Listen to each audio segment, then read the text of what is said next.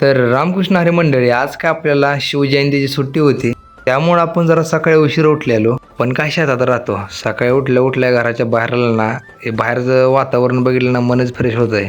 घरात आलतो आंघोळ करायला, तर अजून काय बारकं उठलं नव्हतं. त्याला उठव म्हणलं, पण काय उठलंच नाही की राव. आपण पण मग काय आंघोळ केली आणि निघालो आपल्या क्लासला. क्लासमध्ये आल्या आल्याच ओंकार भाऊचं दर्शन झालं. थोड्या वेळातच आपण पण मग लगे पिक्चर चालू केला.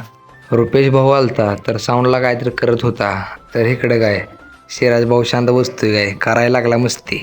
लाईट गेल्यामुळं आपण सगळे वैतागून आलतो बाहेर. मी बिल्डर आणि अण्णा परत चाललो जरा थोडं बाहेर फिरायला.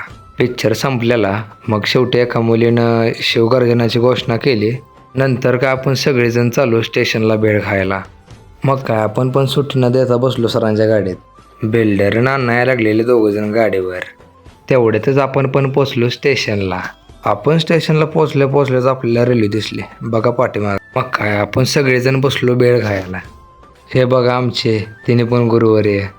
रुपयाला काय झालं काय माहीत, आज लईच नाराज दिसत होता.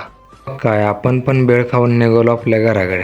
आता पहिल्यापासून लास्टपर्यंत ब्लॉग बघितला म्हणल्यावर आवडला असणार ना, तर एक फॉलो करा बरं का. भेटू आपल्या नेक्स्ट ब्लॉगमध्ये.